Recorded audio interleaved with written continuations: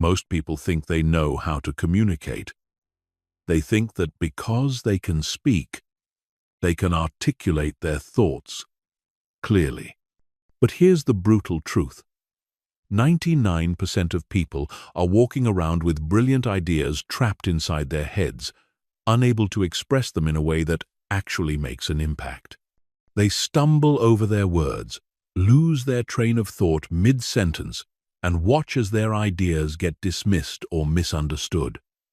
Meanwhile, that 1% who can articulate clearly, they're the ones getting promoted, winning arguments, inspiring others, and basically running the world.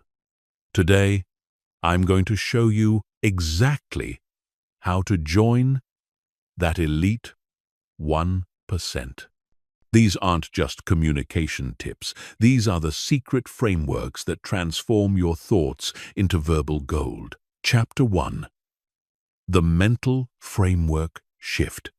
Before we dive into techniques, you need to understand why most people struggle with articulation in the first place. It's not because they lack intelligence or good ideas. It's because they have the wrong mental framework about what communication actually is. Most people think communication is about downloading their thoughts directly from their brain to someone else's brain. They believe that if they just say what they're thinking, the other person will automatically understand.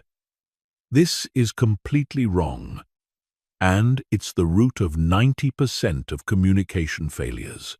Clear articulation starts with understanding that communication is not about you. It's about your audience. Your job isn't to express your thoughts exactly as they exist in your head. Your job is to translate your thoughts into a format that works for the specific person you're talking to. Think of yourself as a translator, not a transmitter. A good translator doesn't just convert words from one language to another. They convert concepts, cultural contexts, and emotional undertones. That's what you need to do with your ideas. The second mental shift is understanding that clarity comes from simplicity, not complexity. Most people think that using big words and complex sentences makes them sound smarter. In reality, it makes them sound unclear. The smartest people in the world can explain the most complex ideas in simple terms. Einstein didn't become famous by using complicated jargon. He became famous by making complex physics understandable through simple analogies and clear explanations. Your goal should never be to impress people with your vocabulary. It should be to make your ideas so clear that they can't be misunderstood. The third shift is about confidence versus competence. Many people struggle with articulation because they're worried about sounding stupid or being wrong. This anxiety creates a mental traffic jam where your thoughts get stuck trying to be perfect before they come out of your mouth. But here's the secret. Confidence in communication doesn't come from being right all the time. It comes from being clear about what you think and why you think it. When you're clear about your reasoning process, even if your conclusion is wrong, people will respect your thinking and be more likely to engage constructively with your ideas. The fourth mental framework is understanding the difference between thinking and speaking. Most people try to think while they speak, which creates those awkward pauses, filler words, and rambling sentences. Professional speakers and communicators do their thinking before they speak. They use micro-pauses to organize their thoughts, then deliver them in clean, structured packages. This doesn't mean you need to script every conversation, but it does mean you need to get comfortable with brief moments of silence while you organize your thoughts. The final mental shift is about ownership. Most people treat their communication like it's something that happens to them, rather than something they control. They say things like, "I'm not good with words," or "I'm just not a natural speaker." As if communication ability is a fixed trait like height or eye color. But communication is a skill, and like any skill, it can be developed through deliberate practice and the right techniques. The people who articulate clearly didn't magically inherit this ability. They learned specific frameworks and practiced them until they became automatic. Once you make these mental shifts, everything else becomes much easier. You stop trying to be perfect and start trying to be clear. You stop thinking about how you sound and start thinking about how you can be understood. You stop treating communication as a performance and start treating it as a tool for achieving your goals. These mental frameworks are the foundation that everything else is built on, so make sure you really understand them before moving forward. Chapter 2. The Pause Power Method. The fastest way to immediately improve your articulation is to master the strategic use of pauses. Most people are terrified of silence in conversation. They think that any gap in speech makes them look stupid or unprepared. This fear drives them to fill every moment with words, even when they don't have clear thoughts to express. The result is rambling, incoherent speech filled with filler words like like, and you know. Professional communicators understand that pauses are not empty space to be feared. They're powerful tools to be wielded strategically. The first type of pause is the thinking pause. This is a deliberate moment of silence before you begin speaking, used to organize your thoughts and choose your words carefully. Instead of starting to talk the moment someone finishes their sentence, take a breath and think for 1 to 3 seconds. This might feel like an eternity to you, but to your listener, it signals that you're taking their question seriously and preparing a thoughtful response. During this pause, quickly organize your main point and decide how you want to structure your answer. This simple habit will eliminate 80% of your verbal stumbles and make you sound significantly more intelligent and prepared. The second type is the emphasis pause. This is a brief silence used to highlight important points and give your listener time to absorb what you've just said. After you make a key statement, pause for 1 to 2 seconds before continuing. This creates a moment of focus that draws attention to your important ideas and prevents them from getting lost in a stream of words. Politicians and professional speakers use this technique constantly. When you watch a great speaker, notice how they pause just after making their most important points. They're not hesitating. They're strategically creating emphasis. The third type is the transition pause. This is used to signal that you're moving from one idea to another. Instead of rushing from point to point, pause briefly to let your listener know that you're shifting gears. This helps your audience follow your logic and prevents your ideas from blending together into an incomprehensible mess.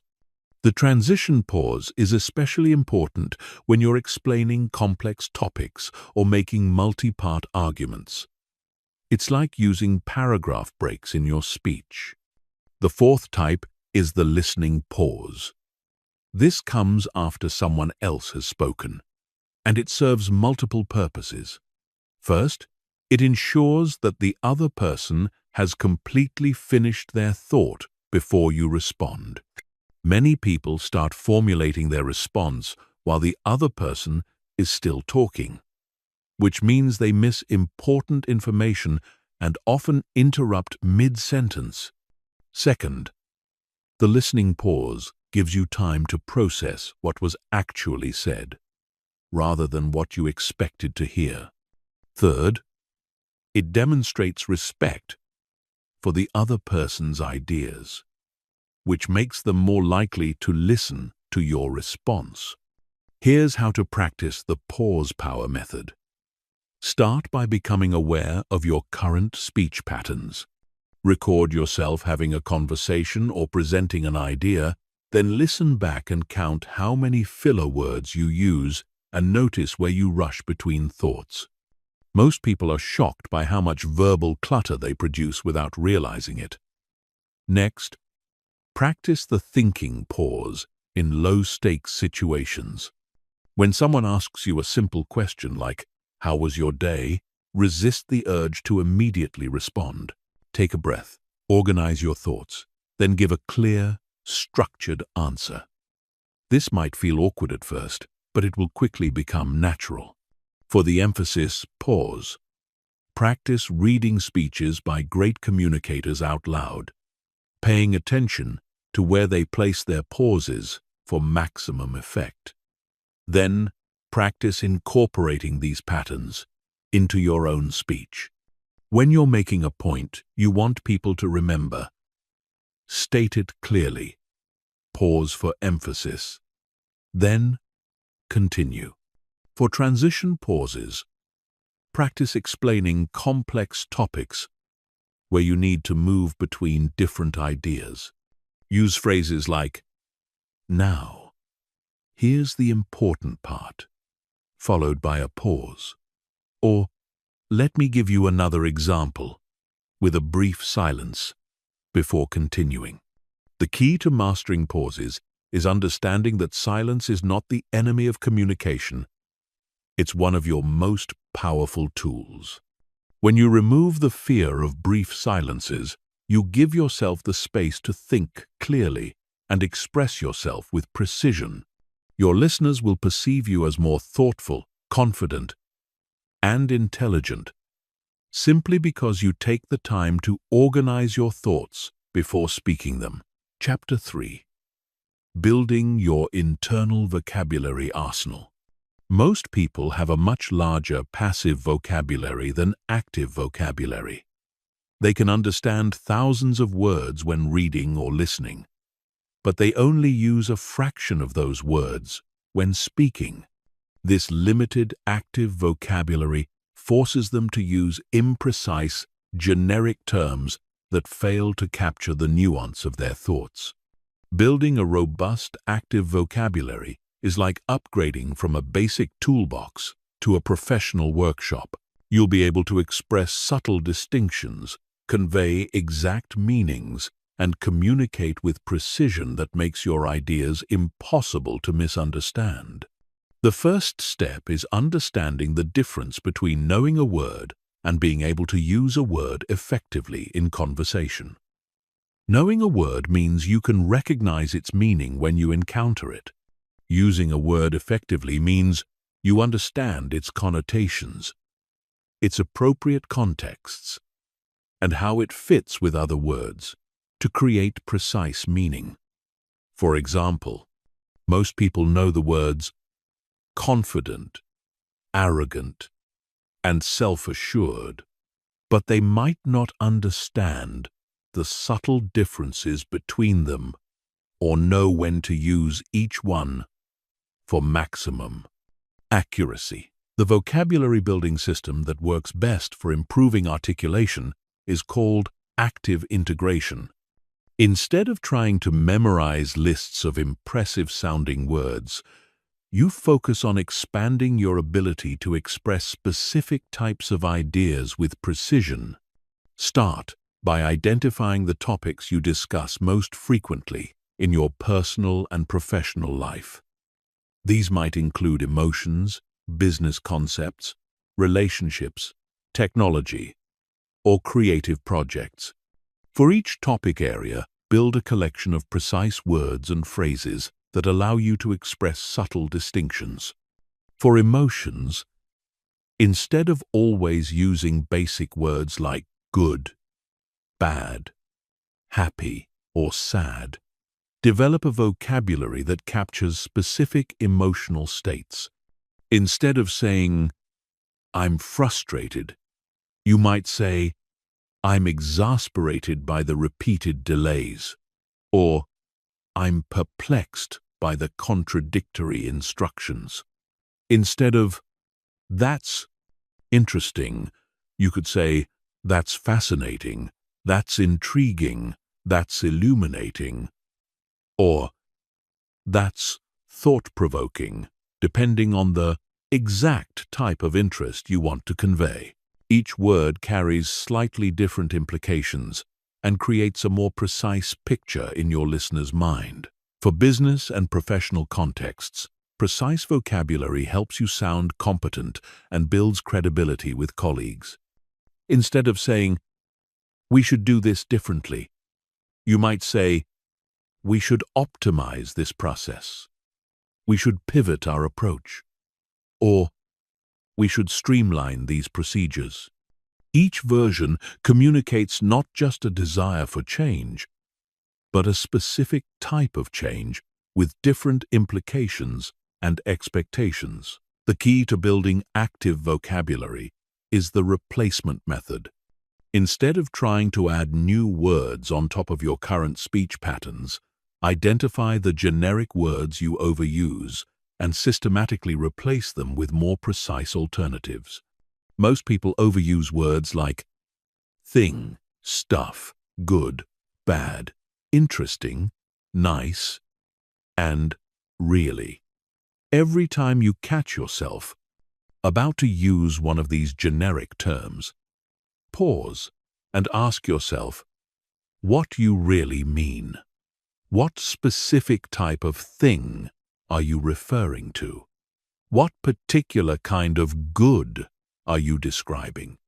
Practice this replacement method by having vocabulary challenges with yourself. For 1 week, try to avoid using the word interesting and instead use more precise alternatives like compelling, surprising, clever, innovative, or contradictory. For another week, eliminate really as an intensifier and use more specific language. Instead of really good, say exceptional, outstanding, or remarkable. Instead of really bad, say terrible, inadequate, or problematic. Another powerful technique is analogy collection. Start noticing when other people use particularly effective analogies or metaphors to explain complex ideas and add these to your mental collection. Analogies are one of the most powerful tools for clear communication because they help your listener understand new concepts by relating them to familiar experiences. Build a collection of analogies for common concepts in your field. If you work in technology, collect analogies that help non-technical people understand technical concepts. If you work in finance, collect analogies that make financial concepts accessible to people without financial backgrounds. The final component of vocabulary building is precision practice. Choose one conversation each day and focus entirely on word choice precision. Before speaking, ask yourself, is this the most accurate word for what I mean? Could I choose a word that creates a clearer picture? Am I being as specific as possible? This deliberate practice will gradually make precision automatic in all your conversations. Remember that the goal isn't to sound sophisticated or to impress people with big words. The goal is to be able to express exactly what you mean, so that your listener understands precisely what you intend to communicate. A rich vocabulary is like having a high-resolution camera instead of a blurry one. The same scene becomes much clearer and more detailed when you have the right tools to capture and convey it. Chapter 4. The structure formula that never fails. The difference between people who communicate clearly and those who don't often comes down to structure. Clear communicators organize their thoughts before they speak, while unclear communicators try to organize their thoughts while speaking. This creates the difference between a well-planned journey and wandering around lost. The good news is that there are proven structural formulas that work in almost every communication situation. Once you master these frameworks, you'll never again find yourself rambling without a clear destination. The most versatile structure is the PREP formula. Point, reason, example, point. This works for everything from answering interview questions to making arguments in meetings to explaining your opinions in casual conversations. You start by stating your main point clearly and concisely. Then you give the primary reason why this point is valid or important. Next, you provide a specific example that illustrates your reasoning. Finally, you restate your point to reinforce it and create closure. This structure keeps you focused, helps your listener follow your logic, and ensures that your main message is clear and memorable. Here's how PREP works in practice. Let's say someone asks you about your opinion on remote work. Using PREP, you might say, "I think remote work is more effective than office work for most knowledge workers." Point. The main reason is that it eliminates commute time and office distractions, allowing people to focus on deep work during their most productive hours. Reason. For example, since my company went remote, I've been able to start my most challenging projects at 7 a.m. when my energy is highest, instead of spending that time in traffic and arriving at the office mentally drained. Example. So, overall, I believe remote work leads to higher productivity and better work quality for most people. Point restatement. For more complex topics, use the layered PREP approach. Start with your overarching point. Then use mini PREP sequences for each supporting argument. This creates a nested structure that can handle sophisticated ideas while maintaining clarity. For instance, if you're arguing for a new business strategy, your main PREP might be that the strategy will increase profitability. Then you'd have supporting PREPs for how it will reduce costs, increase revenue, and improve efficiency, each with its own reason and example. The second essential structure is the chronological framework, which is perfect for explaining processes, telling stories, or describing how something developed over time. The key is to use clear transition phrases that help your listener follow the sequence. Words like first, then, after that, meanwhile, finally, and ultimately create a roadmap that prevents confusion. When using chronological structure, resist the urge to jump around in time or to add background information that disrupts the flow. If context is needed, provide it at the beginning, before starting the chronological sequence. The third structure is the problem-solution framework. This is incredibly powerful for persuasive communication because it mirrors how people naturally think about challenges. Start by clearly describing the problem in terms that your audience can relate to and understand. Make the problem feel real and urgent.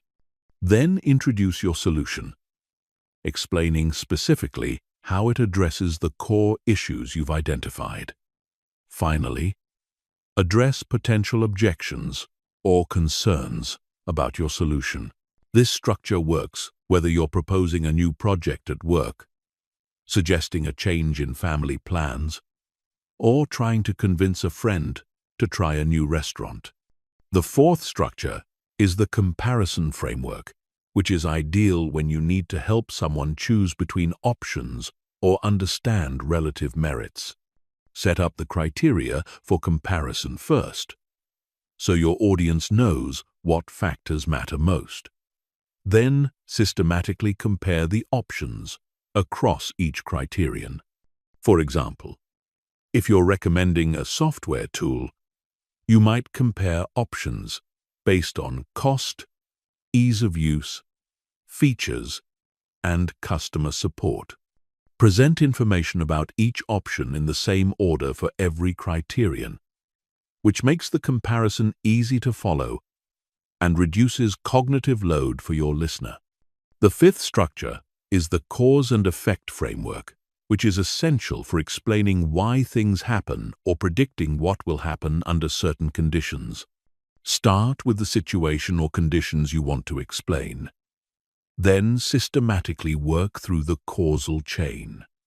Use clear language to indicate causal relationships, because, as a result, this leads to, consequently, and therefore. Be careful to distinguish between correlation and causation, and acknowledge when you're making predictions rather than describing proven relationships. To practice these structures, start by choosing one framework and using it intentionally in conversations for a full week. Pay attention to how it feels to have a clear structure guiding your communication, and notice how people respond differently when your thoughts are well organized. Record yourself explaining complex topics using different structures. Then, listen back to evaluate which frameworks work best for different types of content. The secret to mastering structural communication is preparation. For important conversations, briefly outline your main points and choose your structure in advance. For impromptu discussions, learn to quickly select an appropriate framework based on what type of response is needed. With practice, this becomes automatic, and you'll find yourself naturally organizing your thoughts into clear, logical structures that make your ideas easy to follow and remember. Chapter 5. Reading the room like a master. Even the most perfectly crafted message will fail if it doesn't match your audience's needs, expectations, and current mental state. Master communicators are like skilled musicians who can adjust their performance based on the acoustics of the room and the mood of the audience. They read subtle cues about what their listeners need to hear, how they need to hear it, and when they're ready to hear it. This ability to adapt your communication style in real time is what separates good communicators from truly exceptional ones. Reading the room starts before you even begin speaking. Look for context clues about your audience's current state, their relationship to the topic, and what they're hoping to get from the conversation. Are they stressed and looking for quick answers, or do they have time for a detailed explanation? Are they familiar with the topic, or do you need to start with basic concepts? Are they excited about the subject, skeptical, or completely neutral? These factors should fundamentally shape how you approach your communication. The first layer of room reading is energy matching. If your audience is high energy and excited, match that enthusiasm in your tone and pace. If they're tired or stressed, adopt a calmer, more measured approach. If they're focused and serious, eliminate casual jokes and get straight to the point. This doesn't mean being fake or manipulative. It means being socially intelligent about how your communication style affects others. Think of it as speaking the same emotional language as your audience. The second layer is knowledge calibration. One of the biggest communication mistakes is misjudging your audience's level of expertise. If you explain basic concepts to experts, you'll bore them and waste their time. If you use advanced concepts with beginners, you'll confuse them and lose their attention. Develop the skill of quickly assessing knowledge levels through strategic questions and careful observation of responses. When in doubt, Start with simpler explanations and add complexity based on how well your audience follows along. Pay attention to attention signals throughout your communication. When people are engaged, they maintain eye contact, nod appropriately, ask relevant questions, and their body language is open and oriented toward you. When they're losing interest, they start checking their phones. Their eyes wander. They shift positions frequently, or they ask questions that show they've missed important points. When you notice attention dropping, don't just continue with your planned approach. Pause and adjust. Ask a question to re-engage them, change your pace, or summarize your key points more concisely. Master the art of reading comprehension signals. When people understand what you're saying, their facial expressions show recognition and their questions build on your points. When they're confused, they might nod politely but ask questions that miss the mark. Or they might look puzzled, even while trying to appear engaged. If you're not sure whether someone understands, don't ask, "Does that make sense?" Because most people will say yes even when they're confused. Instead, ask them to explain the concept back to you in their own words. Or ask them how they might apply the information to their specific situation. Emotional state reading is crucial for timing your communication effectively.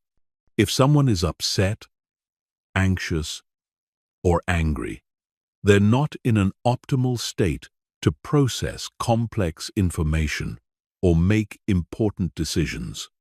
In these situations, focus first on addressing their emotional needs before trying to communicate your main message. This might mean acknowledging their concerns, validating their feelings, or simply waiting for a better time to have the conversation. Pushing forward with your agenda when someone is emotionally overwhelmed usually backfires. Cultural and professional context reading involves understanding the unwritten rules of different environments. Communication that works perfectly in a casual setting might be completely inappropriate in a formal business meeting. Language that's effective with peers might not work with senior executives or with people from different cultural backgrounds. Develop sensitivity to these contextual factors and adjust your vocabulary, tone, examples, and structure accordingly. Practice room reading by becoming a careful observer in group conversations. Before you speak, spend time watching how others respond to different communication styles. Notice which approaches generate engagement and which ones fall flat. Pay attention to the subtle signals people send when they're interested, confused, bored, or ready to move on. This observation practice will sharpen your ability to read these signals in your own conversations.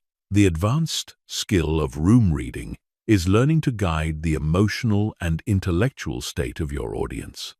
Instead of just adapting to what you find, you can gradually shift the energy and focus in the direction that will make your communication most effective. If people seem scattered, you can use your structure and pace to help them focus. If they seem skeptical, you can acknowledge their concerns and systematically address them. If they seem overwhelmed, you can break complex ideas into smaller, more digestible pieces. Remember that reading the room is not about manipulating people or telling them what they want to hear. It's about being emotionally intelligent enough to communicate in ways that actually serve their needs and help them understand your message. When you match your communication style to your audience's current state and needs, you're not being fake, you're being effective. Chapter 6.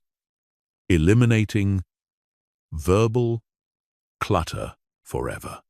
The fastest way to sound more intelligent and confident is to eliminate the verbal clutter that dilutes your message and makes you sound uncertain. Most people are completely unaware of how much unnecessary language they use. They pepper their speech with filler words, hedge phrases, and meaningless qualifiers that undermine their credibility and make their ideas harder to follow. Professional communicators speak with surgical precision, using only words that serve a specific purpose. Every word earns its place in the sentence. Filler words are the most obvious form of verbal clutter. These are sounds and words like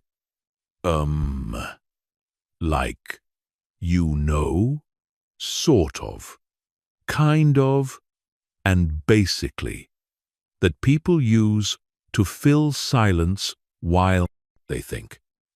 These words serve no communicative purpose and actually work against you by making you sound unprepared, uncertain, or younger than you are. The first step in eliminating filler words is becoming aware of which ones you use most frequently. Most people have 2 or 3 favorite fillers that they rely on unconsciously. To identify your personal filler patterns, record yourself speaking for 10 minutes about a topic you know well. Count every instance of filler words and note which ones you use most often. You'll probably be shocked by the frequency. The average person uses a filler word every 7 to 10 words, which means they're essentially injecting meaningless sounds into every sentence. Once you know your specific patterns, you can target them for elimination. The replacement strategy for filler words is strategic silence. Instead of saying when you need to think, simply pause silently. This feels awkward at first because most people have trained themselves to fear silence. But silent pauses actually make you sound more thoughtful and confident. Practice this by having conversations where you deliberately catch yourself before using filler words and replace them with brief pauses instead. Start with low-stakes conversations and gradually work up to more important situations. Hedge phrases are another form of verbal clutter that makes you sound uncertain even when you're not.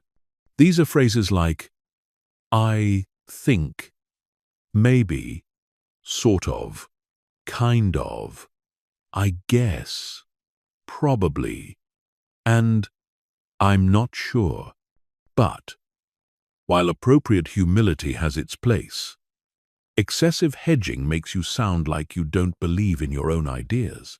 Most people hedge far more than necessary because they're afraid of sounding too confident or being wrong. The key is learning to distinguish between appropriate uncertainty and unnecessary hedging.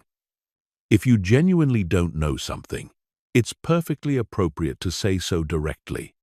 I don't have that information, or I'm not familiar with that topic. But if you do have knowledge or opinions, state them clearly, without unnecessary qualifiers.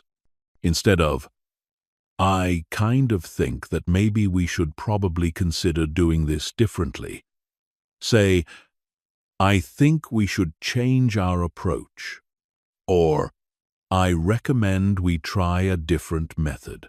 Redundant intensifiers are words like very, really, totally, absolutely, completely, and extremely that people use to add emphasis, but often have the opposite effect.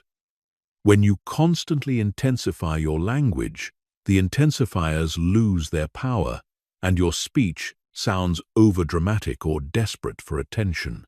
Strong, precise words don't need intensifiers.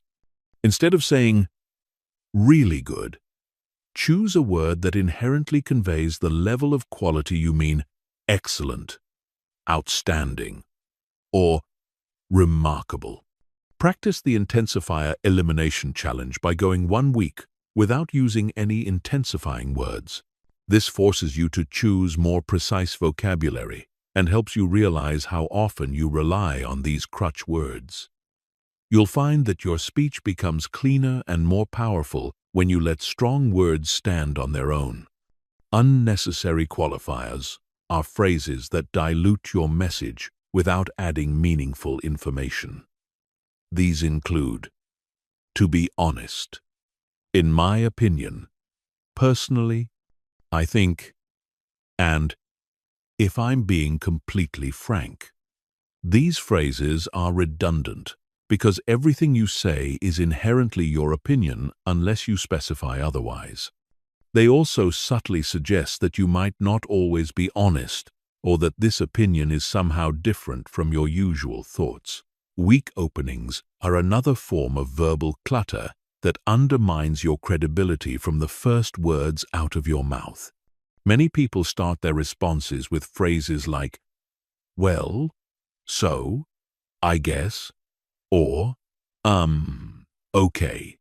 These openings make you sound tentative and unprepared. Practice starting your responses with your first substantive word. If someone asks for your opinion, start immediately with your main point rather than easing into it with weak opening phrases. The elimination process should be gradual and systematic. Choose one type of verbal clutter to focus on each week. Week 1 might be filler words. Week 2 could be hedge phrases. Week 3 might be unnecessary intensifiers. This focused approach prevents you from becoming overwhelmed while trying to change everything at once. It also allows you to develop new neural pathways for cleaner speech patterns. Practice the pause and rephrase technique during casual conversations. When you catch yourself using verbal clutter, pause briefly and then rephrase your sentence cleanly. For example, if you say, I think maybe we should, probably try a different approach. Pause and then say, let me rephrase that. I recommend we try a different approach. This practice helps you develop awareness and builds new habits while showing others that you care about clear communication. The advanced technique is preventive thinking.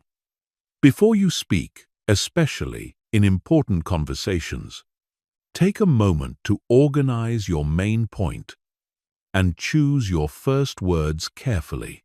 This preparation eliminates the need for filler words because you know where you're going with your statement. The brief thinking pause becomes a powerful tool for ensuring that your first attempt at expressing an idea is clean and clear. Remember that the goal isn't to sound robotic or overly formal. Natural speech includes some variation and personality.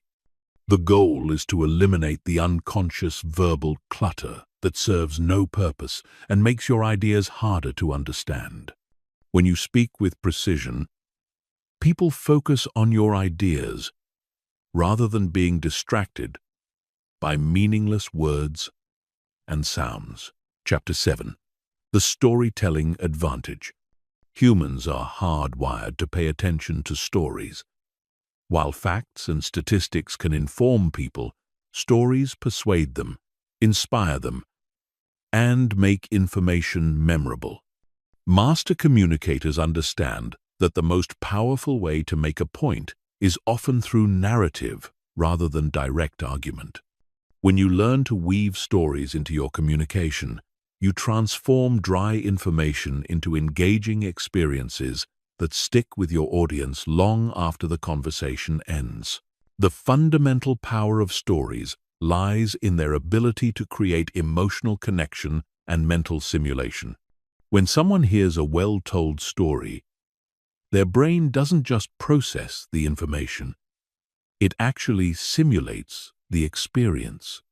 They imagine themselves in the situation, feel the emotions of the characters, and mentally rehearse the lessons embedded in the narrative. This makes stories far more persuasive and memorable than abstract arguments or data points. The basic story structure that works for most communication situations is the challenge-action-result framework. Start by describing a specific situation or challenge that your audience can relate to. Then explain the actions that were taken to address the challenge. Finally, reveal the results and the lesson or insight that emerged. This structure works whether you're telling a 30-second anecdote or a 5-minute detailed story.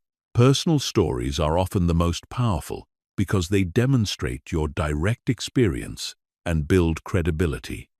When you tell a story about something that happened to you, people understand that you've actually lived through the situation rather than just theorizing about it.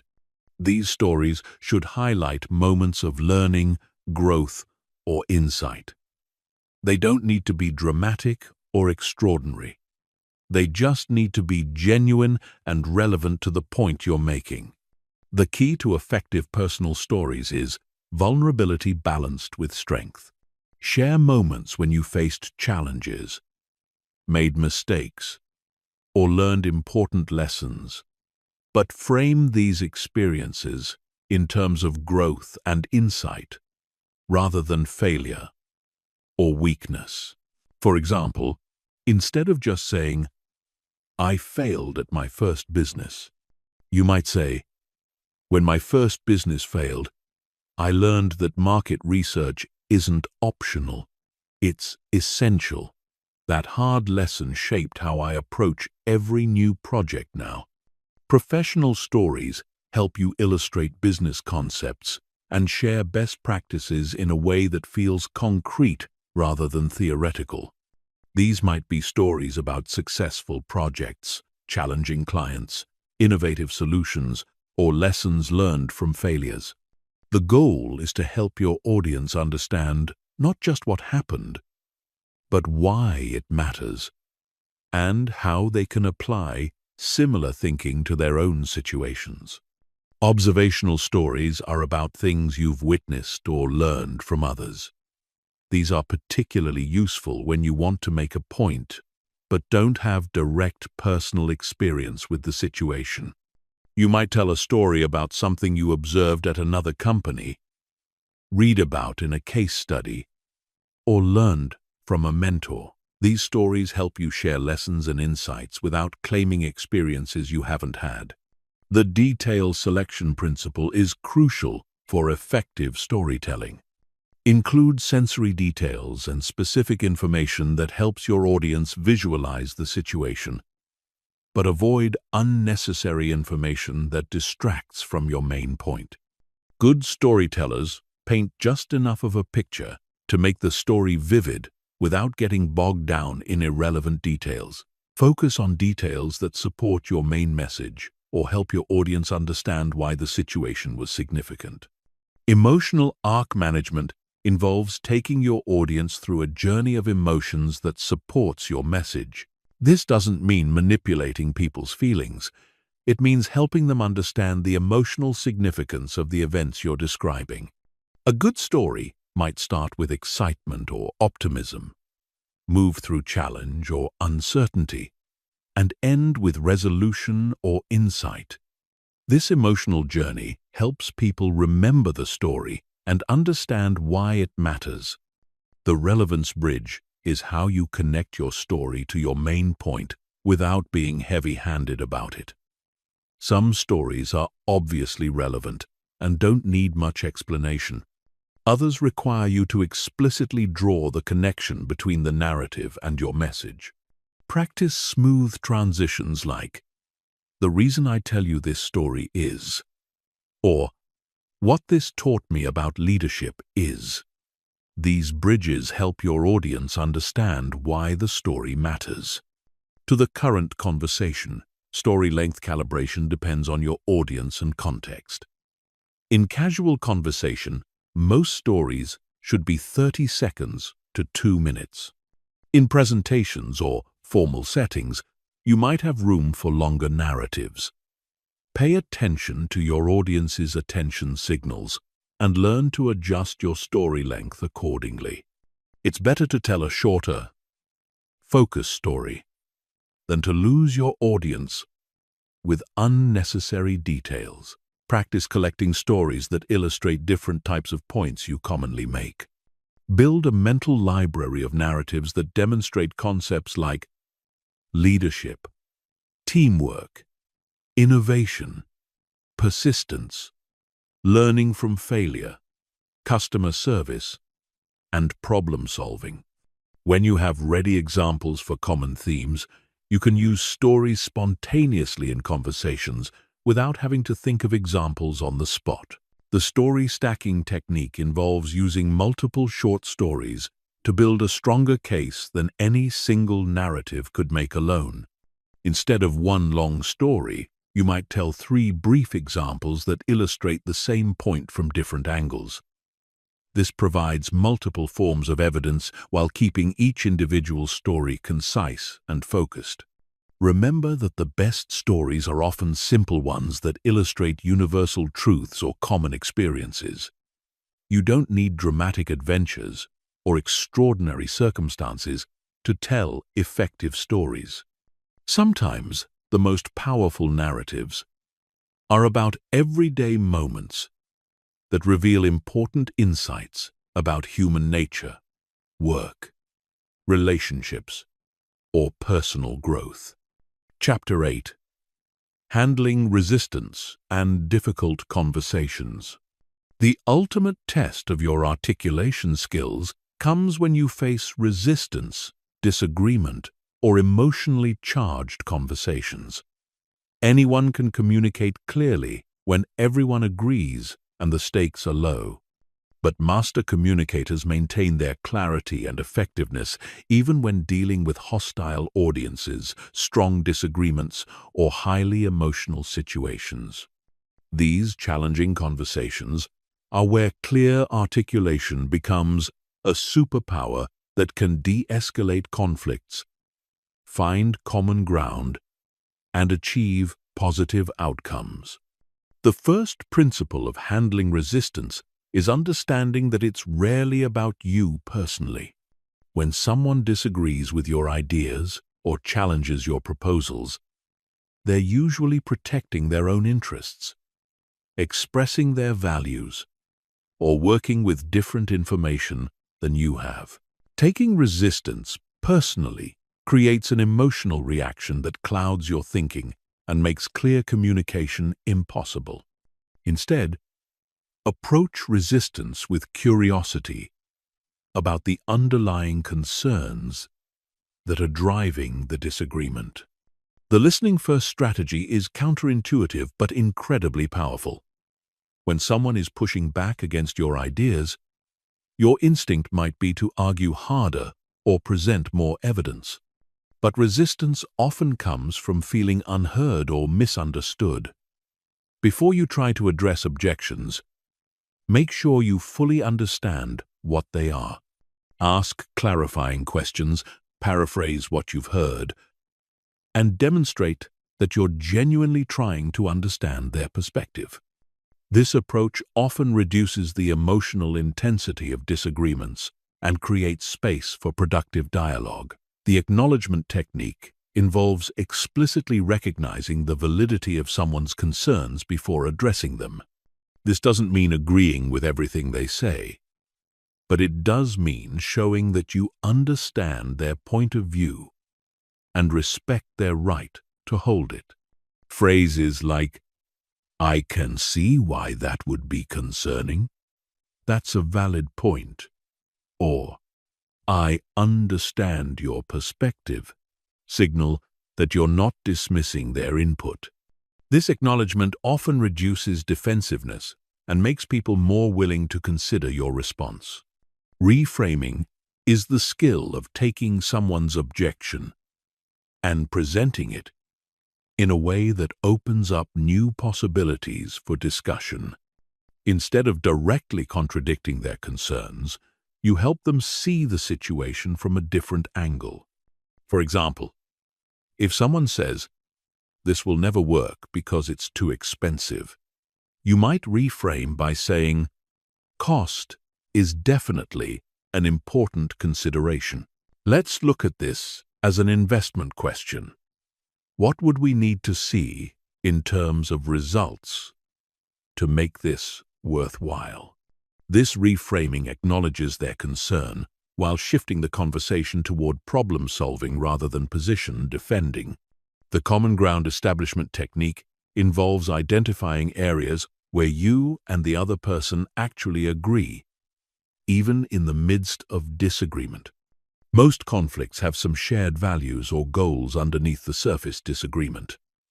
By highlighting these commonalities, you create a foundation for collaborative problem-solving. You might say something like, "I think we both want what's best for the team," or "We're both concerned about quality," before addressing the specific areas where you disagree.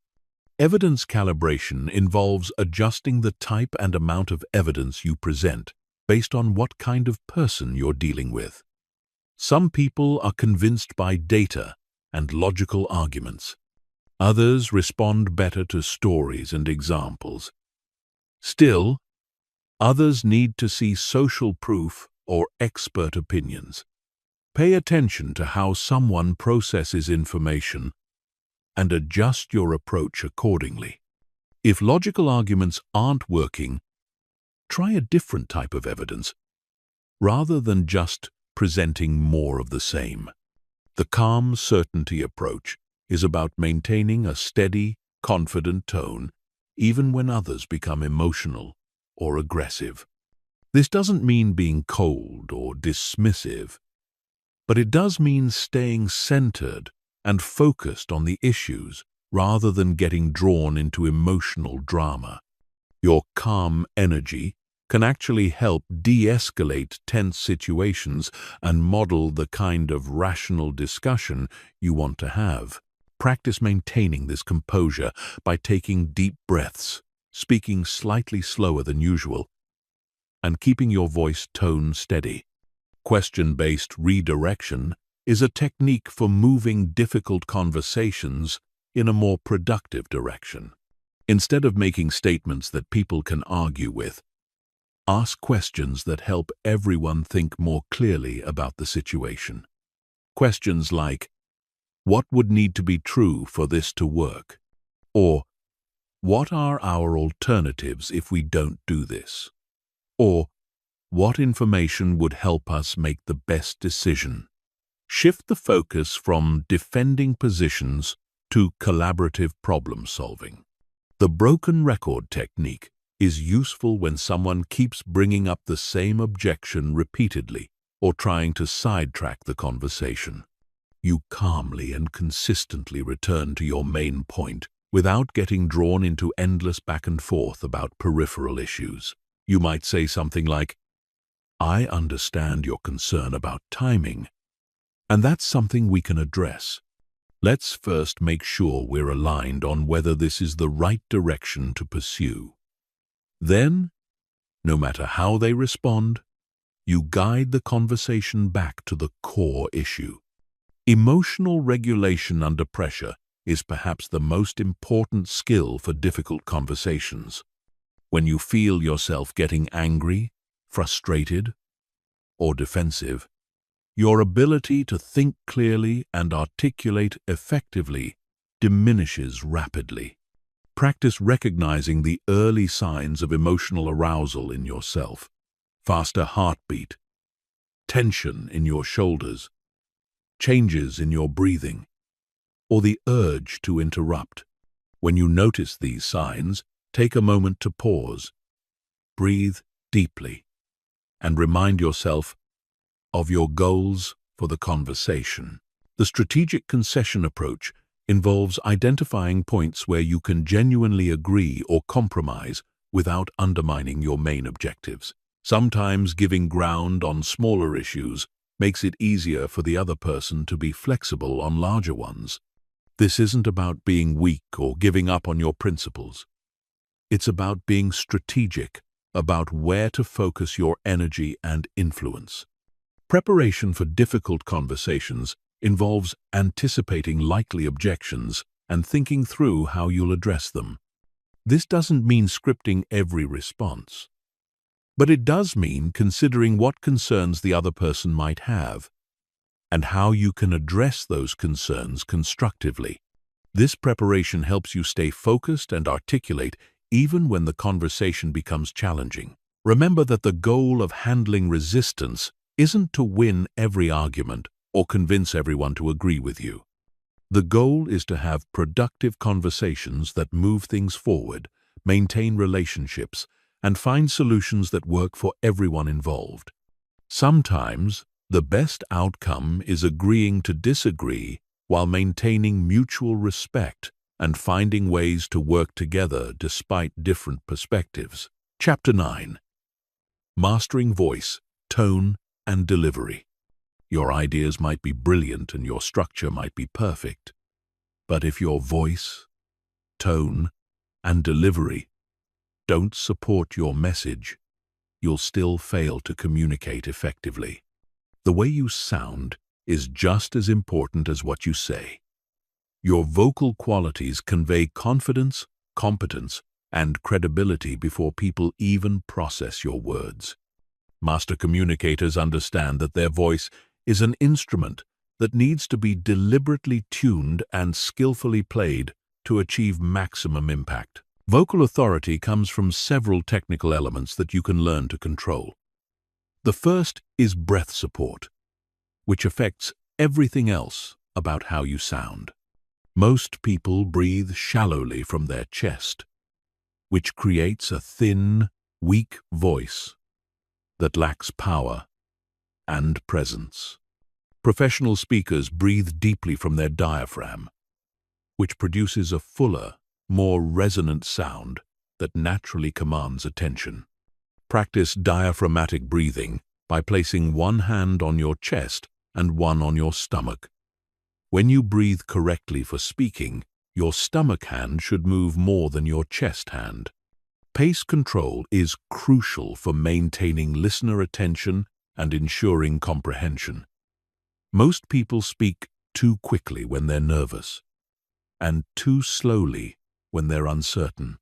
The optimal speaking pace varies depending on your audience and content, but generally falls between 140 and 180 words per minute for most business communication. Practice varying your pace strategically. Slow down for important points to ensure they land with impact, and speed up slightly during background information or familiar concepts to maintain energy. Volume modulation doesn't just mean speaking loudly enough to be heard. It means using strategic changes in volume to create emphasis and maintain interest.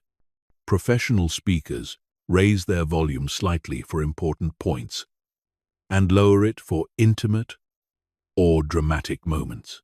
They understand that contrast captures attention better than constant loudness. Practice using volume changes to highlight key information and create vocal variety that keeps listeners engaged. Pitch variation prevents the monotone delivery that puts audiences to sleep. Your natural speaking pitch should be neither artificially high nor unnaturally low, but somewhere in the middle of your comfortable range. From this baseline, vary your pitch to convey different types of information and emotions. Rising pitch often indicates questions or uncertainty, while falling pitch suggests statements and confidence. Practice reading content aloud while consciously varying your pitch to match the meaning and emotion of your words. Resonance and timbre are the qualities that make some voices naturally more pleasing and authoritative than others. These characteristics are largely determined by how you use your resonating chambers, your chest, throat, and head. A voice that resonates primarily in the chest tends to sound deeper and more authoritative. A voice that resonates mainly in the head tends to sound thinner and less powerful. Practice speaking with good posture and an open throat to allow your natural resonance to emerge fully. Articulation precision ensures that every word you speak is clearly understood. This goes beyond just pronouncing words correctly. It involves crisp consonants, clear vowels, and proper word endings. Many people mumble or drop word endings, especially when they speak quickly or feel uncertain. Practice exaggerating your articulation during practice sessions to develop muscle memory for clear speech.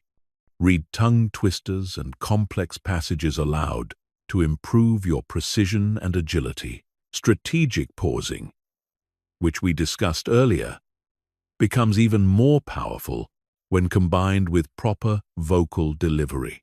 The pause gives your previous statement time to resonate, both literally and figuratively.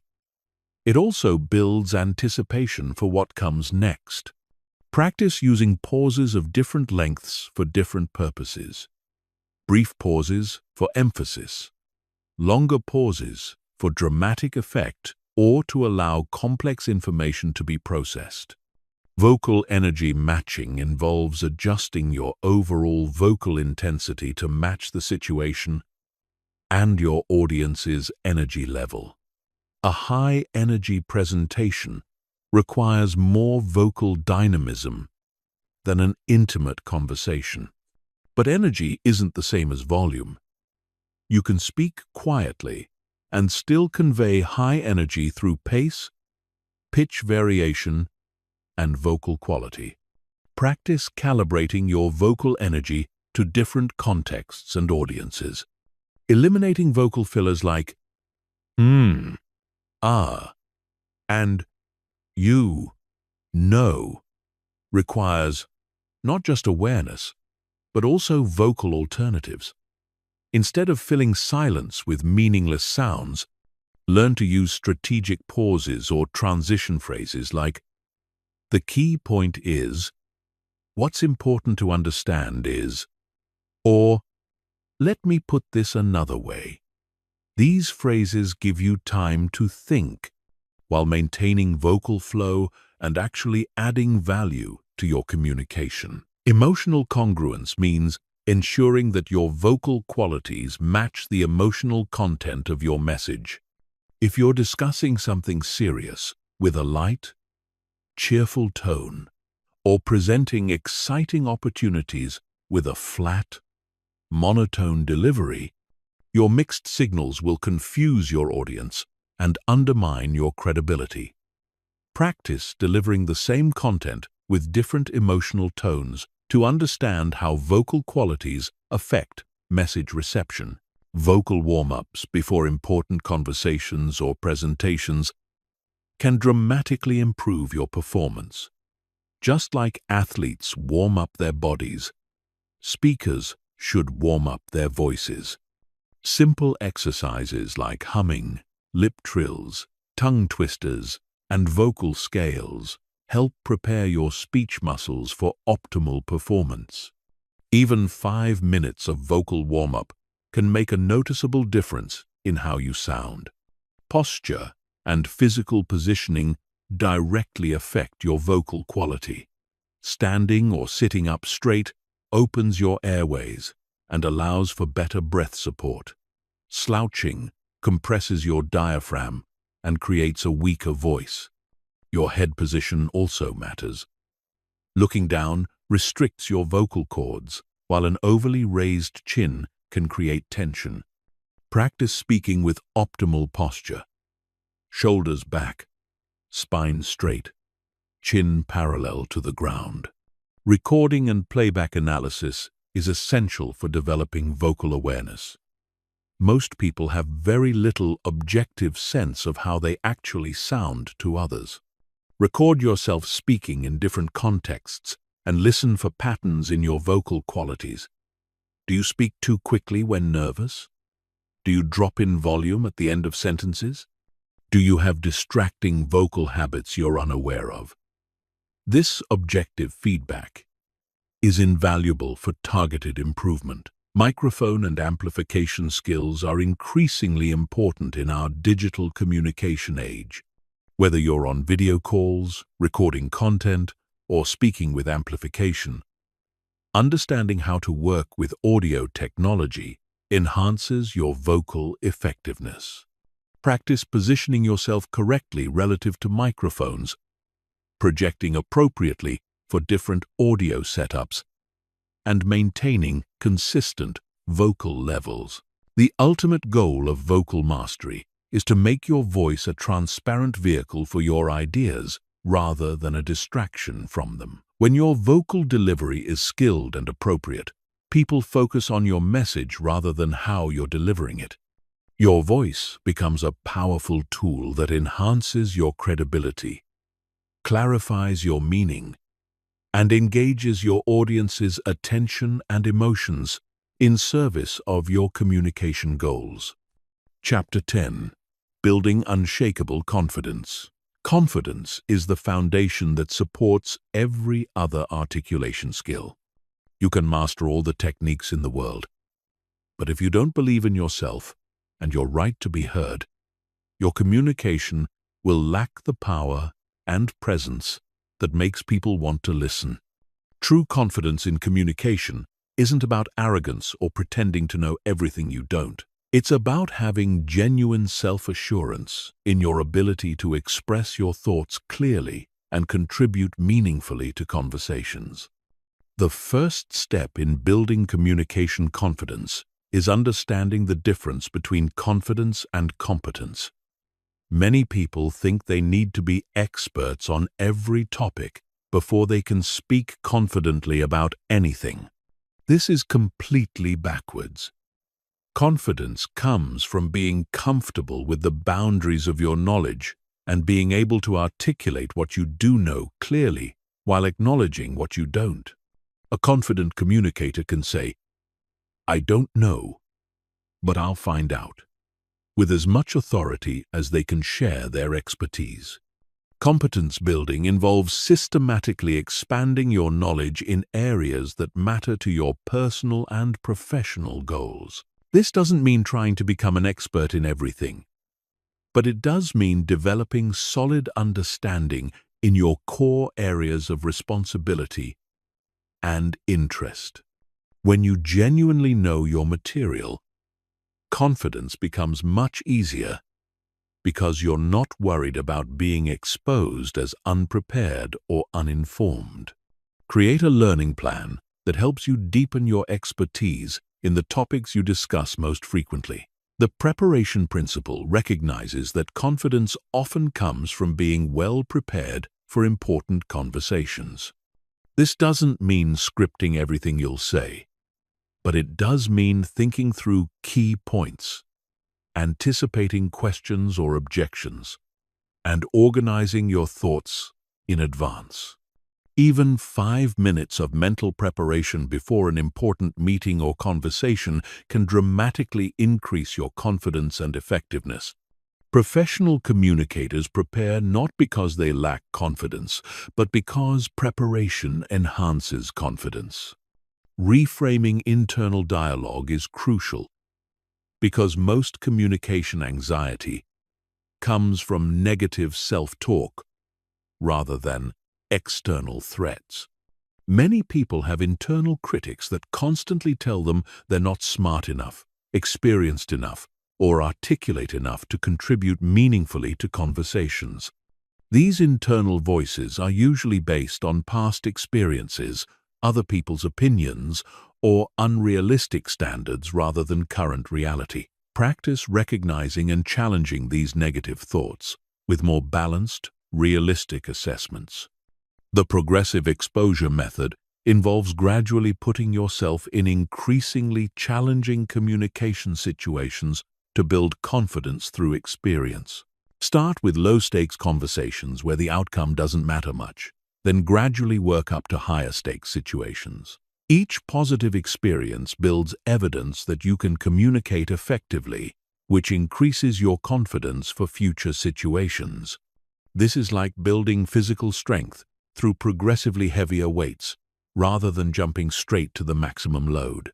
Success documentation helps you build a realistic sense of your communication abilities by keeping track of positive feedback, successful outcomes, and moments when your communication made a difference. Most people have selective memory that focuses on failures and embarrassing moments while forgetting successes and positive feedback. Keep a record of compliments on your communication, times when your ideas were well received, and situations where your input helped solve problems or advance projects. The mindset shift from perfectionism to effectiveness is essential for communication confidence. Perfectionist thinking tells you that every word must be exactly right, every pause must be perfectly timed, and every response must be brilliant. This creates paralysis and anxiety that actually makes your communication worse. Effectiveness thinking focuses on whether your message was understood, whether you achieved your goals, and whether you contributed positively to the conversation. Effectiveness is much more achievable than perfection. Body language confidence involves using physical presence to support your mental confidence. Stand or sit up straight, make appropriate eye contact, use purposeful gestures, and occupy space in a way that reflects your right to be there. These physical behaviors don't just communicate confidence to others, they actually help you feel more confident internally. Research shows that confident body language can actually change your hormone levels and mental state in ways that enhance performance. Voice confidence, as discussed in the previous chapter, involves using vocal qualities that convey self-assurance. This includes appropriate volume, clear articulation, strategic pausing, and vocal variety. When you sound confident, people are more likely to listen to your ideas seriously, which creates positive feedback that reinforces your actual confidence. Practice speaking with authority even about topics where you feel uncertain, as long as you're honest about the limits of your knowledge. The contribution mindset focuses on what you can offer to conversations rather than what you might lack. Instead of worrying about whether you're smart enough or experienced enough, focus on what perspectives, questions, or ideas you can contribute that might be helpful. Every person brings a unique combination of experiences, knowledge, and viewpoints that can add value to discussions. Your job isn't to be the smartest person in the room. It's to contribute meaningfully from your own perspective and expertise. Risk reframing involves recognizing that the risks of speaking up are usually much smaller than they seem, while the risks of staying silent are often underestimated. Most people overestimate the negative consequences of saying something imperfect and underestimate the positive consequences of contributing their ideas. In reality, people are usually more forgiving of communication mistakes than you think, and they often appreciate contributions that aren't perfect, but are genuine and thoughtful. Learning from setbacks is an essential part of building lasting confidence. Every communicator has moments when they stumble over words, miss important points, or handle situations poorly. Confident communicators treat these experiences as learning opportunities rather than evidence of permanent inadequacy. Analyze what went wrong, identify what you can do differently next time, and then move forward without dwelling on past mistakes. The practice principle recognizes that confidence comes from repetition and familiarity. The more you practice articulating your thoughts in various situations, the more comfortable and confident you become with the process. Look for opportunities to speak up in meetings, contribute to discussions, ask questions, and share your perspectives. Each positive experience builds your confidence muscle and makes the next communication challenge feel less intimidating. Authentic confidence comes from being genuinely yourself, rather than trying to imitate someone else's communication style. While you can learn techniques and strategies from others, Your most powerful communication will come from developing your own authentic voice and style. This means being honest about your personality, your values, and your communication preferences, while still working to improve your skills and effectiveness. Remember that confidence is not a fixed trait that some people have and others lack. It's a skill that can be developed through practice, preparation, and positive experiences. Every expert communicator started as a beginner who felt nervous and uncertain. The difference is that they persisted through the discomfort, learned from their experiences, and gradually built the confidence that now seems so natural and effortless. Chapter 11. Advanced Persuasion through Clear Communication. Clear articulation becomes exponentially more powerful when combined with strategic persuasion techniques. Most people think persuasion is about manipulation or high-pressure tactics. But true persuasion is simply about presenting your ideas in ways that make them easy to understand, accept, and act upon. When you master the art of persuasive articulation, you can influence outcomes not through force or deception, but through clarity, logic, and genuine connection with your audience's needs and values. The foundation of persuasive communication is understanding that people are not convinced by what you say. They're convinced by what they understand and believe. This means your job is not to overwhelm them with arguments, but to help them see the logic and value of your position from their own perspective. The most persuasive communicators are those who can articulate ideas in ways that feel like natural conclusions rather than imposed opinions. The reciprocity principle recognizes that people are more likely to accept your ideas when they feel you understand and respect theirs. Start persuasive conversations by acknowledging what the other person values, what concerns they might have, and what outcomes they're hoping to achieve.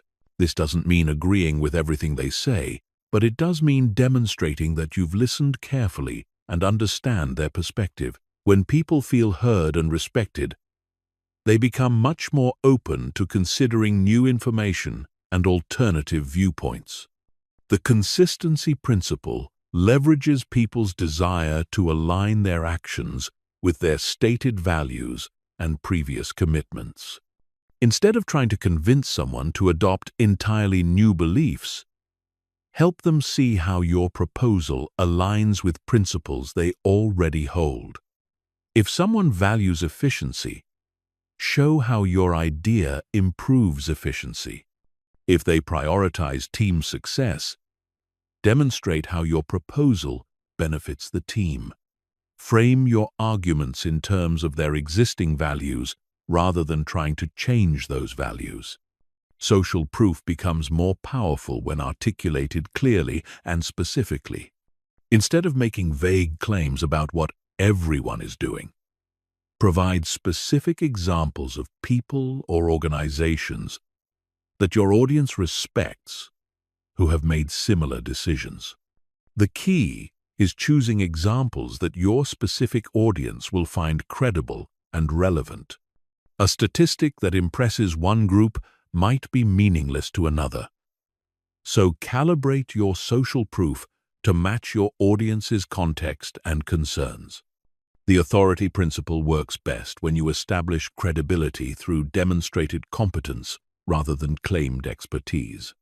Instead of telling people you're an expert, show them through the quality of your analysis, the depth of your preparation, and the thoughtfulness of your responses to their questions. True authority in communication comes from consistently providing valuable insights and demonstrating genuine understanding of complex issues. Scarcity and urgency must be articulated honestly to be persuasive. If there really are limited opportunities or time constraints, explain these clearly and help people understand the implications of different timing decisions. but manufactured urgency or false scarcity undermines your credibility and destroys trust. People can usually sense when pressure tactics are being used, and they resent being manipulated. Authentic urgency, clearly explained, can motivate action without damaging relationships. The contrast principle involves helping people understand their options by clearly articulating the differences between alternatives. This isn't about making other options look bad. It's about helping people understand the true implications of different choices.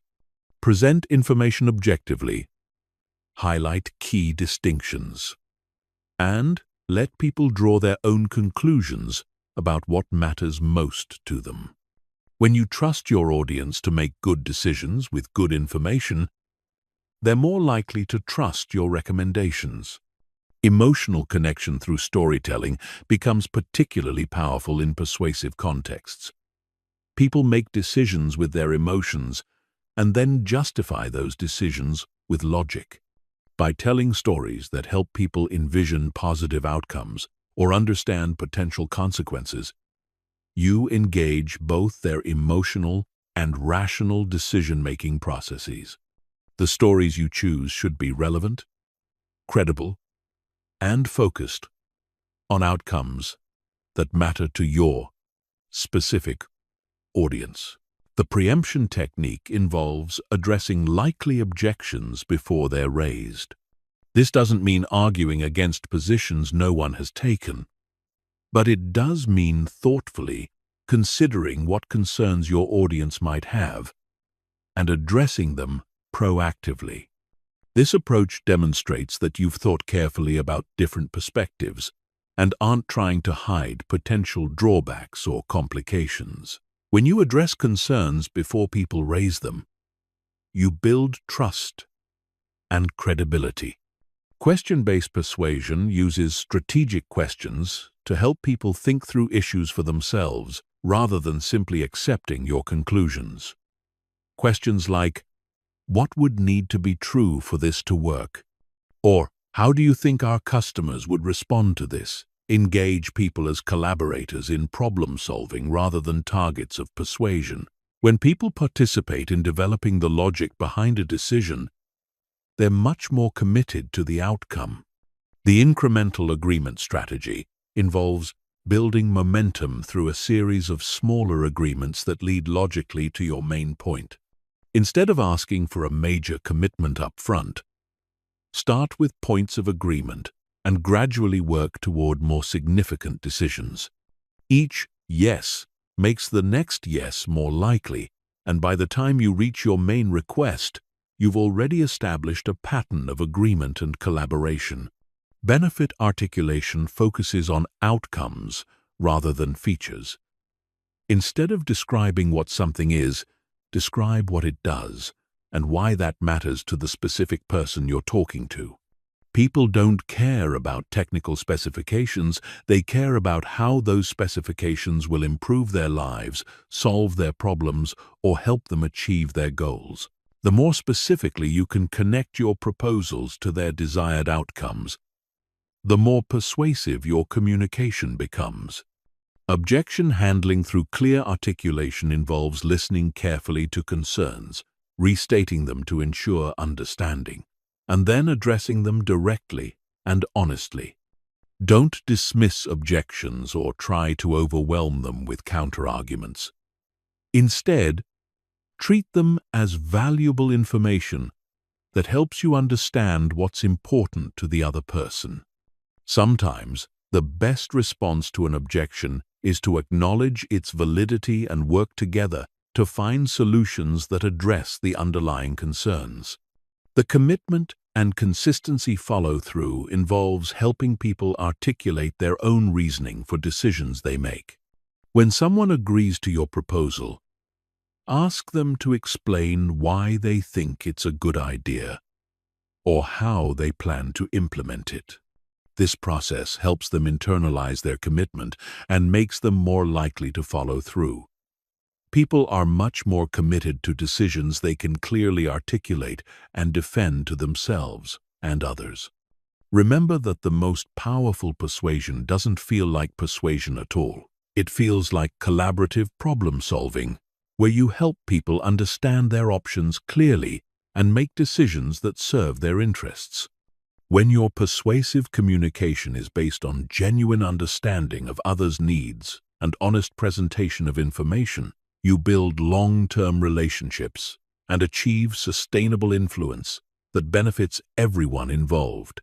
Chapter 12. Mastering Digital and Virtual Communication. The rise of digital communication has fundamentally changed how we need to articulate our thoughts. Video calls, recorded presentations, written messages, and virtual meetings all require different articulation strategies than face-to-face conversation. Many of the subtle cues and feedback mechanisms we rely on in person are reduced or eliminated in digital formats, which means you need to be even more intentional and skilled in how you express your ideas to maintain clarity and connection. Video call communication requires heightened awareness of how you appear and sound through technology. The camera creates a more intimate viewing experience than most in-person conversations, which means your facial expressions, eye contact, and upper body language become more important. Position your camera at eye level and look directly into the lens when making important points, rather than looking at the screen. This creates the impression of direct eye contact for your audience and conveys confidence and sincerity.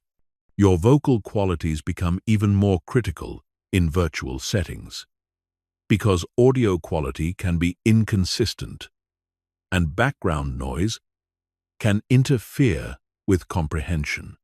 Speak slightly slower than you would in person, enunciate more clearly, and use more vocal variety to maintain engagement through a potentially flat audio connection. Many people unconsciously lower their energy level on video calls, which can make them sound bored or disengaged. Compensate for this by deliberately increasing your vocal energy and enthusiasm.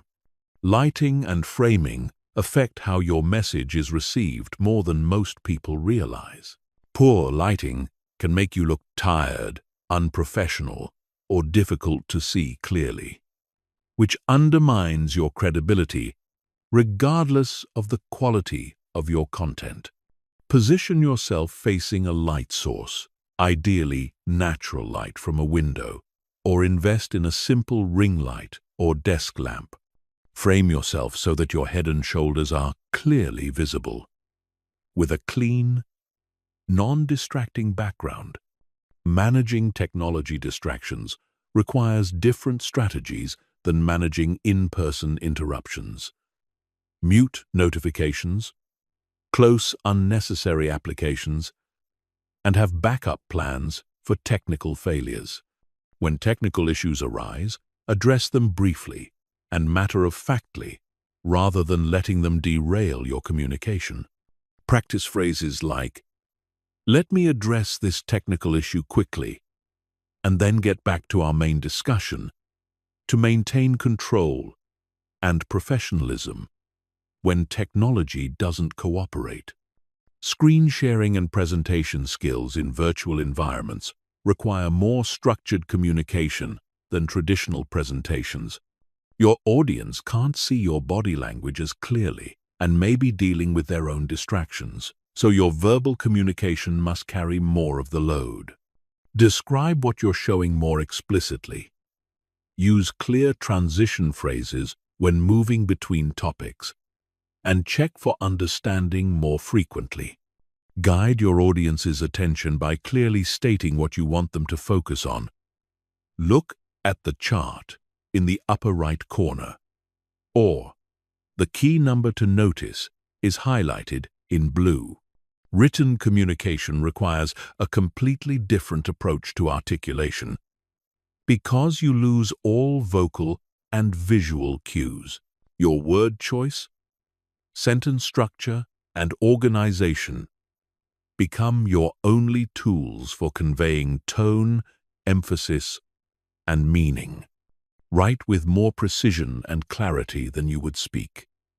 Because readers can't ask immediate clarifying questions or rely on your facial expressions to understand your intent. Use formatting tools like bullet points, headers, and bold text strategically to create visual hierarchy and make your key points easy to find. Email articulation demands particular attention to clarity and tone because messages are often read quickly and can be easily misunderstood. Start emails with clear subject lines that accurately summarize the content and purpose. Lead with your main point or request, then provide supporting details. End with specific next steps or clear calls to action. Use professional but warm language that conveys respect and collaboration rather than sounding cold or demanding. Asynchronous communication like recorded videos or voice messages requires you to anticipate questions and provide context that would naturally emerge in conversation. Since your audience can't interrupt with questions or request clarification, you need to be more thorough in your explanations and more explicit about your reasoning. Structure these communications with clear introductions that explain what you'll cover, logical progression through your main points, and summaries that reinforce your key messages. Virtual meeting facilitation demands stronger verbal leadership skills because the usual visual cues for turn-taking and group dynamics are diminished. Use people's names more frequently to direct attention and include specific individuals. Provide clearer verbal transitions between topics and speakers. Check in more explicitly with quieter participants by asking direct questions rather than assuming their silence means agreement or disengagement. Chat and instant messaging require condensed but clear communication. Learn to express complex ideas in shorter formats without losing essential meaning. Use formatting features like line breaks, bold text, and bullet points to make longer messages easier to scan. Be more explicit about tone when necessary, since your usual vocal and facial indicators aren't available. Phrases like, "I'm excited about this opportunity," or "I have some concerns about this approach," help clarify your intent. Time zone and cultural considerations become more complex in global digital communication. Be explicit about timing, deadlines, and cultural context when communicating across different regions.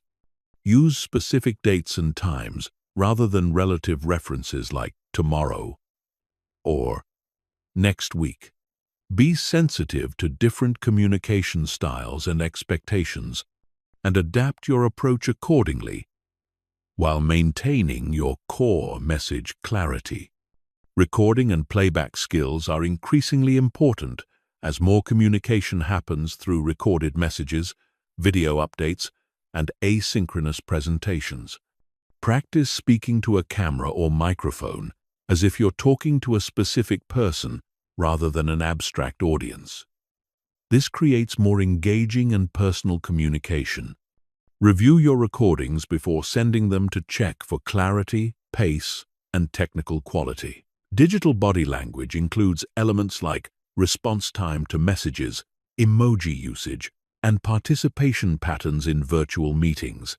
Be intentional about these signals because they contribute to how your communication is perceived. Respond to messages within reasonable timeframes. Use digital reactions appropriately to show engagement, and participate actively in virtual discussions to demonstrate your involvement and interest. Platform-specific optimization means understanding how different communication tools work best and adjusting your articulation accordingly. LinkedIn posts require different language than Twitter updates. Slack messages need different formatting than formal emails. Video presentations call for different pacing than audio-only conference calls. Learn the conventions and optimal practices for each platform you use regularly. The key to mastering digital communication is recognizing that it's not just face-to-face conversation transmitted through technology. It's a different medium that requires adapted skills and strategies. The principles of clear articulation remain the same, but their application must be modified to work effectively through digital channels. Practice these skills regularly and seek feedback on your digital communication effectiveness, just as you would with any other communication skill. Chapter 13. Adapting your style for different audiences and contexts. True mastery of articulation requires the ability to adapt your communication style to different audiences, situations, and contexts while maintaining your authentic voice and core message. This isn't about being fake or manipulative. It's about being socially intelligent enough to communicate in ways that resonate with your specific audience's needs, expectations, and communication preferences. The most effective communicators are like skilled translators who can express the same ideas in multiple languages and formats. Audience analysis starts before you even begin speaking. Consider who you're communicating with, their level of expertise on your topic, their relationship to the subject matter, their cultural background, their professional context, and their personal communication style preferences. A technical explanation that works perfectly for engineers might confuse executives who need strategic summaries. A casual approach that works with peers might seem unprofessional with senior leadership. Expertise-level calibration is one of the most critical adaptations you'll make. When speaking to experts in your field, you can use technical terminology, assume background knowledge, and focus on nuanced distinctions and advanced concepts. When communicating with beginners, you need to define terms, provide context, use analogies, and build understanding step by step. The key is accurately assessing your audience's knowledge level and adjusting accordingly without being condescending or overwhelming. Professional hierarchy considerations affect not just the formality of your language, but also the structure and focus of your communication. When speaking with senior executives, lead with strategic implications and bottom-line impact, then provide supporting details if requested. When communicating with peers, you can engage in more collaborative discussion and detailed technical analysis. When speaking with junior colleagues, focus on learning opportunities and provide more guidance and context. Cultural adaptation requires sensitivity to different communication norms, values, and expectations. Some cultures value direct, explicit communication, while others prefer indirect, contextual messaging. Some prioritize individual achievement, while others emphasize collective success. Some expect formal protocols, while others prefer casual interaction. Research and observe the cultural norms relevant to your audience, and adjust your approach while remaining authentic to your own style. Industry-specific language and conventions vary significantly across different professional fields. Legal professionals, medical practitioners, technology workers, creative professionals, and financial services experts all have different communication cultures and expectations. Learn the communication norms and terminology relevant to the industries you work with most frequently. This doesn't mean adopting jargon unnecessarily. but it does mean understanding what language will be most clear and credible to your specific audience. Generational differences in communication preferences are increasingly important as workplaces become more age-diverse. Different generations have different expectations about formality, technology use, feedback styles, and communication frequency. Younger professionals might prefer quick, digital updates, while older colleagues might appreciate more detailed, formal communication. Adapt your approach based on what works best for your specific audience, rather than making assumptions based on age alone. Emotional context adaptation involves recognizing the emotional state of your audience and adjusting your communication style accordingly. If people are stressed about deadlines, be more concise and action-oriented. If they're excited about opportunities, match their enthusiasm while providing grounding details. If they're dealing with difficult changes, be more supportive and patient in your communication.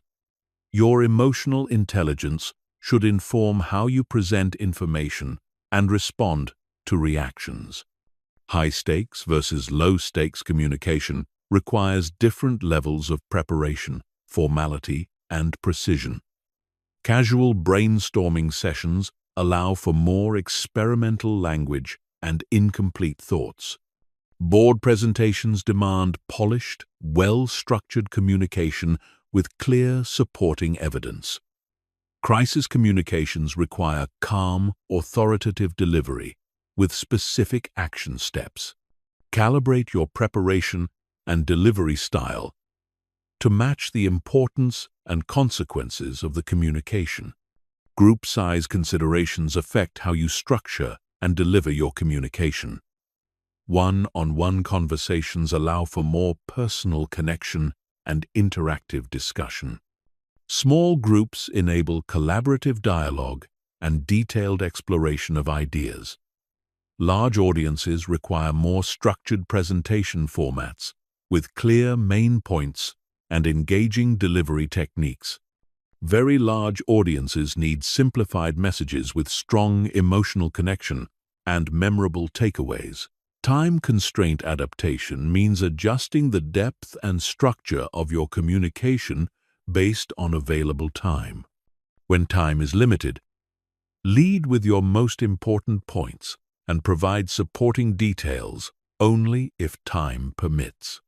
When you have more time available, you can explore topics in greater depth, encourage questions and discussion, and provide comprehensive context. Always respect time boundaries and help your audience understand how you're managing the available time. Medium-specific adaptation acknowledges that different communication channels require different approaches.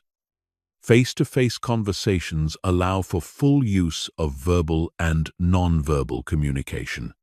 Phone calls require stronger vocal skills and more explicit verbal cues. Written communication demands more precision and structure. Presentation settings call for more dynamic delivery and visual support. Each medium has its strengths and limitations that should inform your communication strategy. Purpose-driven adaptation means adjusting your style based on what you're trying to accomplish. Informational communication requires clear organization and comprehensive coverage. Persuasive communication demands understanding of audience motivations and strategic presentation of benefits. Inspirational communication calls for emotional connection and compelling vision. Problem-solving communication needs collaborative language and structured analysis. Match your style to your intended outcome. Feedback integration involves paying attention to how your audience responds and adjusting your approach in real time. If people look confused, slow down and provide more explanation. If they seem bored, increase your energy and find ways to make the content more relevant. If they're asking detailed questions, they're ready for more depth. If they're checking phones or looking distracted, simplify your message and refocus their attention. The consistency challenge is maintaining your authentic voice and core personality while adapting to different contexts. You don't want to become a completely different person in each situation, but you do want to present yourself in ways that work best for your specific audience. Think of this as choosing different aspects of your personality to emphasize, rather than creating false personas. Your core values and communication principles should remain consistent, even as your style and approach adapt. Practice adaptation by intentionally communicating about the same topic to different audiences and noticing how you naturally adjust your language, examples, and emphasis. Record these different versions and analyze what changes you made and why. This conscious practice will help you become more skilled at making appropriate adaptations quickly and naturally in real-time communication situations. Chapter 14. The Science of Influence Through Words. Understanding the psychological principles behind how words influence thoughts, emotions, and decisions gives you tremendous power to communicate more effectively and ethically. This isn't about manipulation or trickery. It's about understanding how human psychology works and using that knowledge to craft messages that truly serve your audience's needs while achieving your communication goals. The science of influence helps you choose words and phrases that naturally align with how people process information and make decisions. Cognitive load theory explains why simple, clear communication is more influential than complex, sophisticated language. The human brain has limited processing capacity for new information.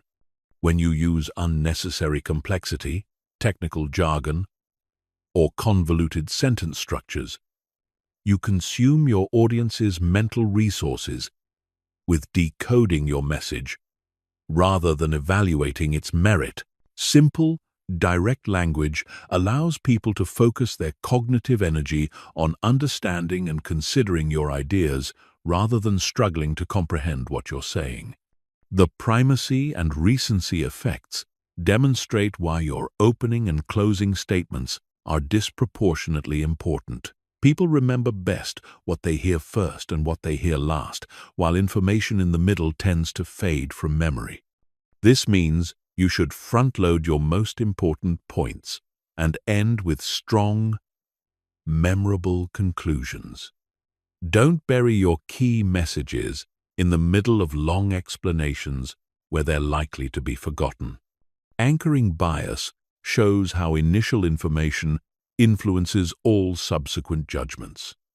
The first number, example, or comparison you provide becomes a reference point that shapes how people interpret everything else you say. If you're discussing costs, starting with a higher anchor makes subsequent numbers seem more reasonable. If you're talking about timelines, your initial estimate influences how people perceive alternative proposals.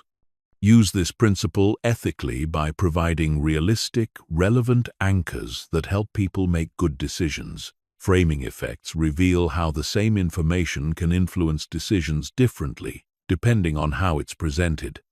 Describing a medical procedure as having a 90% success rate versus a 10% failure rate conveys identical information, but creates different emotional responses. Frame your messages in ways that help people focus on the most relevant aspects for their decision-making needs. Positive framing often motivates action, while negative framing can motivate prevention or caution. The availability heuristic explains why vivid, specific examples are more persuasive than abstract statistics. People judge the likelihood or importance of something based on how easily they can recall examples of it. A compelling story about one person's experience often influences decisions more than statistics about thousands of people. Use concrete, relatable examples to make abstract concepts feel real and relevant to your audience's experience. Loss aversion demonstrates why people are more motivated to avoid losses than to achieve equivalent gains. Phrases like, "Don't miss this opportunity," or "Avoid these common mistakes," tap into this psychological tendency. When appropriate, frame your recommendations in terms of what people might lose by not taking action, rather than only focusing on what they might gain. This approach can be particularly effective for motivating change or urgent action. Social proof mechanisms show how references to others' behavior and choices influence individual decisions. People look to others for guidance about what's normal, appropriate, or effective. Phrases like, "Most of our clients find that," "the majority of teams discover," or "successful companies typically provide social validation" for your recommendations. Choose social proof examples that your specific audience will find credible and relevant. Authority indicators include not just formal titles and credentials, but also demonstrated expertise, confident delivery, and knowledgeable responses to questions. People are more likely to be influenced by sources they perceive as credible authorities. Build your authority through the quality of your preparation, the depth of your knowledge, and your ability to address concerns thoughtfully. Avoid claiming authority you don't have, as this damages credibility when discovered. Commitment and consistency principles leverage people's desire to align their actions with their stated beliefs and previous commitments. When people articulate their own reasoning for decisions or commitments, they become more likely to follow through. Ask questions that help people explain why they think something is important or how they plan to implement changes. Their own words become more influential than your arguments. Reciprocity dynamics suggest that people feel obligated to return favors and positive treatment. This applies to communication through providing value, showing genuine interest in others' perspectives, and offering helpful insights before asking for anything in return. When you consistently provide valuable information and thoughtful analysis, people become more receptive to your recommendations and requests. The contrast principle shows how presenting options in comparison to each other influences which choice seems most attractive. The order in which you present alternatives and the specific comparisons you highlight shape how people evaluate their options. Present information in ways that help people understand the true differences between choices without manipulating them toward inappropriate decisions. Emotional contagion research demonstrates how emotions spread through communication. Your emotional state influences your audience's emotional response, which in turn affects their decision-making. Confident, optimistic communication tends to create confidence and optimism in others. Anxious, uncertain delivery creates anxiety and doubt. Manage your own emotional state to support the outcomes you want to achieve. Neurological research on language processing reveals how certain words and phrases activate different parts of the brain. Action verbs engage motor cortex regions. Sensory language activates sensory processing areas, and emotional words stimulate limbic system responses. Use varied language that engages multiple brain regions to create more memorable and impactful communication. Cognitive biases like confirmation bias, where people preferentially process information that confirms their existing beliefs, affect how your messages are received. Present information in ways that connect to your audience's existing knowledge and values, rather than challenging their fundamental worldview unnecessarily. When you do need to present contrary information, acknowledge their perspective first and explain your reasoning carefully. The spacing effect shows that information repeated across multiple communications is retained better than information presented only once. Important messages benefit from strategic repetition across different contexts and conversations. This doesn't mean saying the exact same thing repeatedly, but rather reinforcing key concepts through different examples, applications, and perspectives.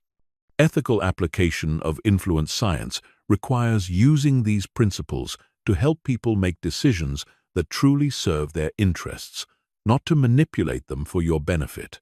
The goal should be clearer communication and better decision-making, not getting people to do things that aren't in their best interest. When you use psychological principles ethically, you build trust and achieve sustainable influence that benefits everyone involved. Understanding influence science also helps you recognize when others might be using these techniques inappropriately. This knowledge protects you from manipulation while helping you communicate more effectively with integrity. The most powerful influence comes from genuinely understanding and serving others' needs while expressing your ideas with psychological sophistication.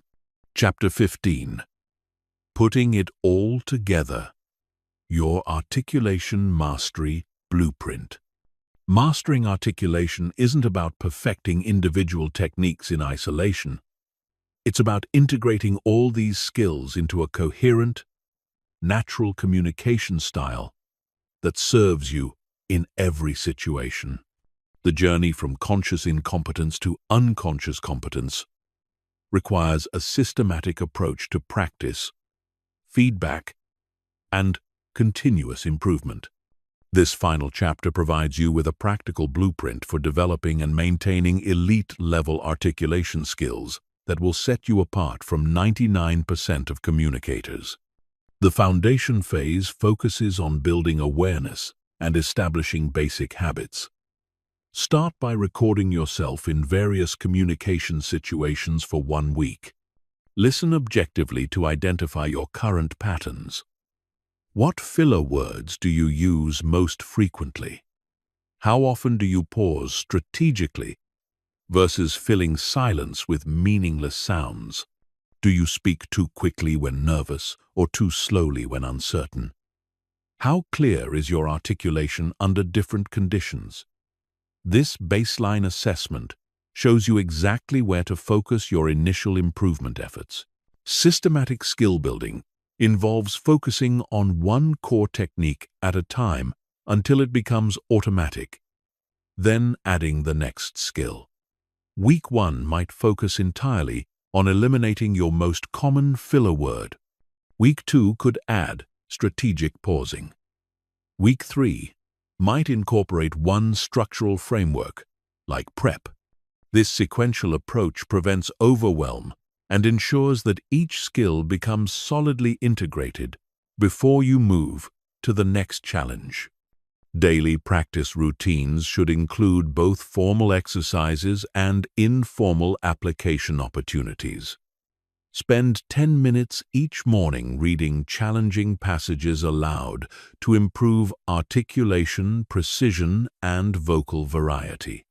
Practice explaining complex topics from your work in simple terms. Record yourself giving mini presentations on subjects you care about. These focused practice sessions accelerate skill development more than relying only on natural conversation opportunities. The feedback loop system involves seeking input from others about your communication effectiveness. Ask trusted colleagues or friends to notice and comment on specific aspects of your communication. I'm working on speaking more slowly and clearly. Would you let me know when I rush through important points? This external feedback helps you develop awareness faster than self-monitoring alone. Situational application means deliberately practicing new skills in progressively challenging contexts. Start with low-stakes conversations where mistakes don't matter. Then gradually work up to high-stakes situations.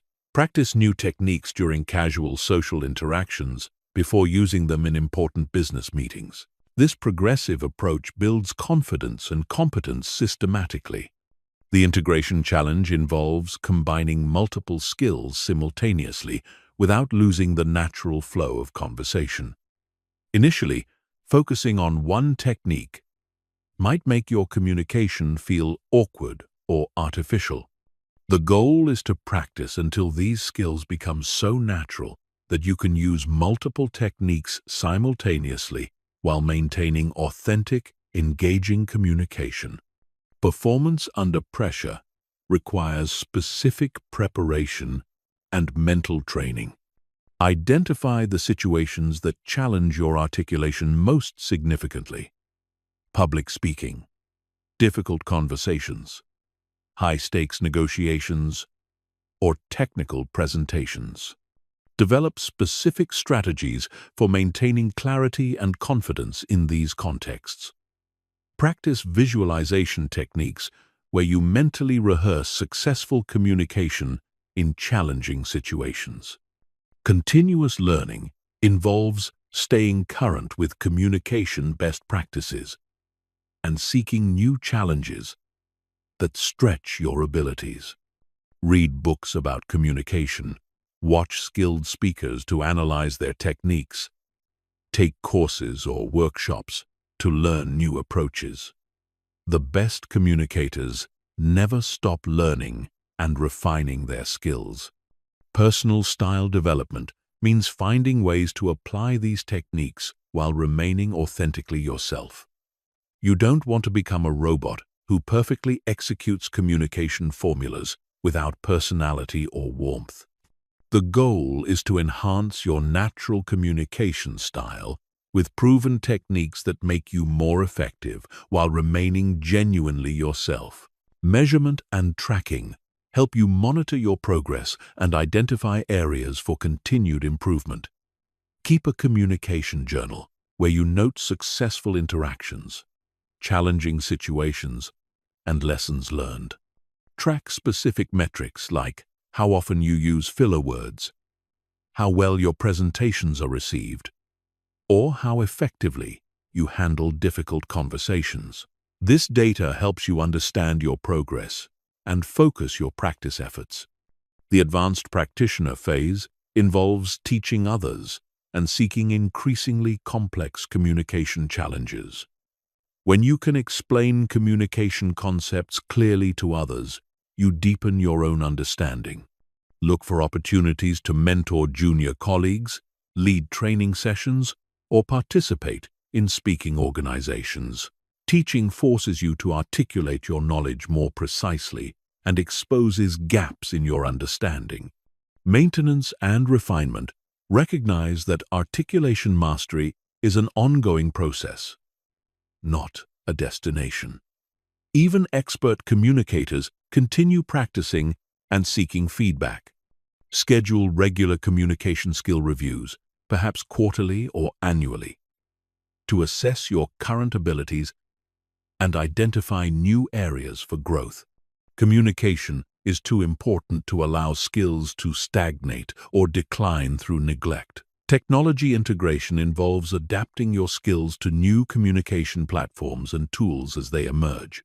Virtual reality meetings, AI-assisted communication, and other technological developments will continue changing how we communicate.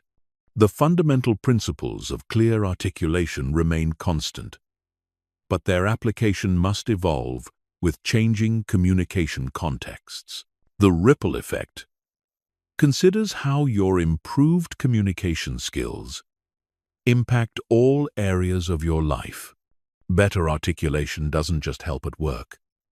It improves your relationships, increases your influence in community organizations, enhances your ability to advocate for causes you care about, and helps you express your thoughts and feelings more effectively in all contexts. The skills you develop create positive changes that extend far beyond your initial motivation for improvement. Long-term mastery requires understanding that exceptional communication ability is one of the highest leverage skills you can develop. It amplifies every other talent you have and opens doors that would otherwise remain closed. Great ideas poorly communicated have little impact, while modest ideas clearly articulated can change the world. Your investment in communication mastery will pay dividends throughout your entire personal and professional life. The ultimate goal is unconscious competence, where excellent articulation becomes so natural that you don't have to think about it. Your words flow clearly and persuasively because you've trained your mind and practiced the techniques until they become automatic. At this level, you can focus entirely on your content and your audience while trusting that your articulation skills will serve you effectively in any situation. Remember that joining the top 1% of communicators isn't about perfection. It's about consistent application of proven principles with authentic care for your audience's needs and interests. When you combine technical skill with genuine desire to serve others through clear communication, you develop the kind of articulation ability that creates lasting impact and meaningful influence in everything you do.